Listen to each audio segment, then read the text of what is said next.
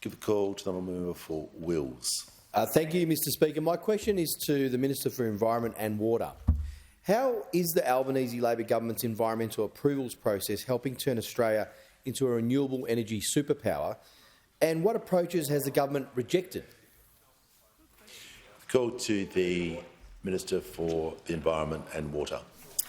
Thanks, Mr Speaker, and I want to thank the member for Wills for his question. I know that he is a very strong supporter of renewable energy, as are his constituents in that seat of Wills. And, Mr Speaker, I'm delighted to report to you and to the House that the rollout of renewable energy is proceeding apace in Australia. In fact, since coming to government, we have ticked off more than 45 renewable energy projects, and I have another 128 before me for assessment. Now, the great news is, of those 45 renewable energy projects that we've already ticked off, that's enough to power about 2.5 million Australian homes. So some of the terrific examples I can point to, Mr Speaker, are the 1,500 megawatt Yanco Delta wind farm that will generate enough electricity to power around 700,000 homes. That's in New South Wales, or in Queensland, the Stony Creek wind farm, which will generate enough electricity to power about 100,000 homes. The other piece of good news, Mr Speaker, is that the speed of approvals for these projects has just about doubled since we came to government. And it's not just renewable energy projects that we're assessing faster, it's all of those projects. It's the housing, it's the transport projects, it's the resources projects. All of the projects are being assessed faster because we've made it a priority for our government.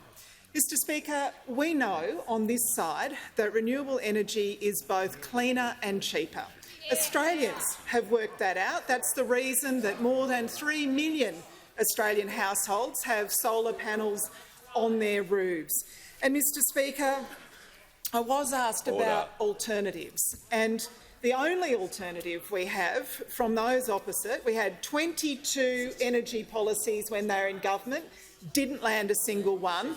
They've now come up with number 23, New England will cease and rejecting. It's nuclear power, which will be built in decades' time as soon as they've sorted out 4 little problems, as the Prime Minister pointed out yesterday: safety, disposal, cost and location. But as soon as they've got that